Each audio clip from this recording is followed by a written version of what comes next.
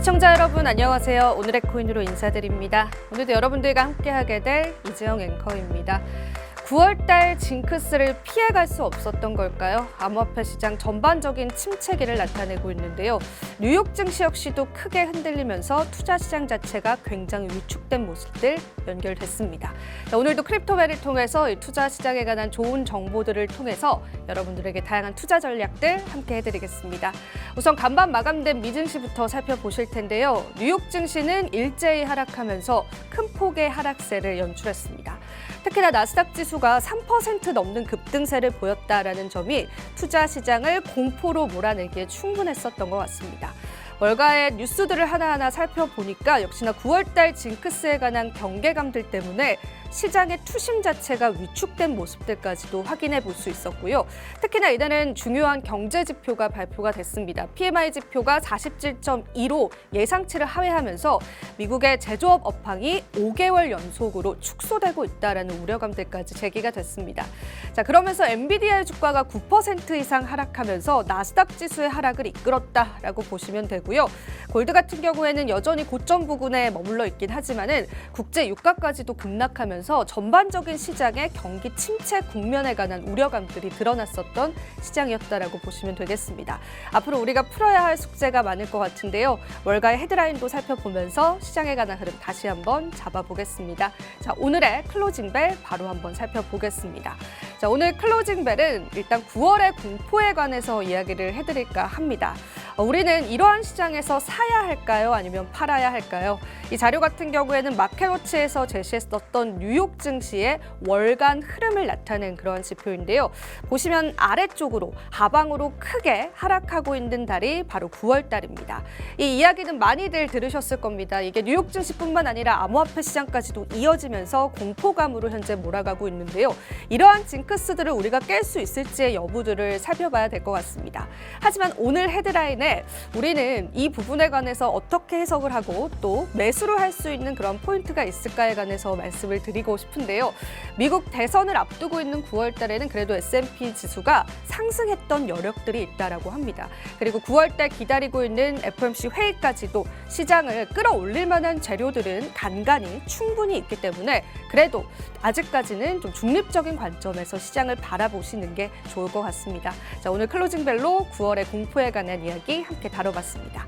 자, 그럼 크립토 뉴스도 살펴보셔야겠죠? 크립토 시장엔 어떤 이슈들이 있었을까요? 하나하나 살펴보겠습니다. 첫 번째 뉴스입니다. 미국의 CFTC가 암호화폐 사기범에게 1,800만 달러를 압수했다라는 소식이 전해졌습니다. CFTC에서 암호화폐 폰지 사기범에게 암호화폐를 다시 한번 압수를 한 건데요. 이 사기범 같은 경우에는 투자자에게 연 18%의 연수익을 보장하면서 4,400만 달러를 편취했다라는 혐의를 받고 있습니다. 계속되는 암호화폐 사기가 또 기승을 부리고 있다라는 인식이 있기 때문에 관련한 내용들을 같이 한번 체크해 보시면 좋을 것 같습니다. 두 번째 뉴스 바로 한번 살펴보시죠. 비트코인 해시레이트가 하락했고 채굴자의 매도세도 증가했습니다. 비트코인 해시레이트는 채굴 난이도를 나타내는 건데요. 비트코인 가격의 하락과 함께 해시레이트, 채굴 난이도도 하락하는 모습 보여줬고요. 그리고 특히나 우리가 채굴자 지표를 좀 주목을 해봐야 되는데 최근 들어서 채굴자들이 매도했다라는 그러한 온체인 지표까지도 확인해 볼 수 있었습니다. 전반적으로 시장에 침체기가 들어서는 건 아니냐라는 그런 공포감이 있는 시장인데요. 이러한 온체인 지표도 계속해서 체크해 보셔야 될 것 같습니다. 세 번째 뉴스 바로 한번 살펴보시죠. 톤코인이 4개월 만에 최저가를 나타내면서 주가 상승에 계속되는 탄력을 잃어가고 있습니다. 사실상 CEO 체포 이후에 계속되는 악재들이 쏟아져 나왔는데 CEO 같은 경우에는 지난주에 보석으로 풀려나기는 했습니다.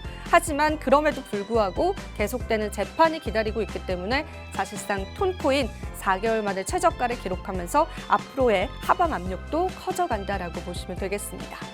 자, 오늘의 크립토벨도 살펴보시면서 시장 한번 정리해 보셔야겠죠? 오늘 저희가 뽑아온 크립토벨입니다.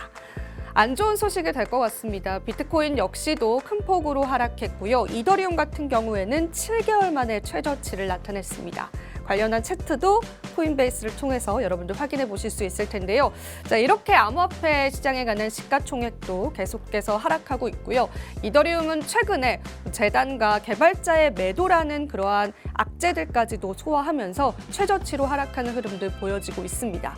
이런 시장 속에서 우리가 어떤 전략들을 세워볼 수 있을까? 시장에 새로운 모멘텀은 없을까? 같이 한번 고민을 해봐야 될 것 같습니다. 자, 오늘 크립토벨까지 저희와 함께 살펴보셨습니다.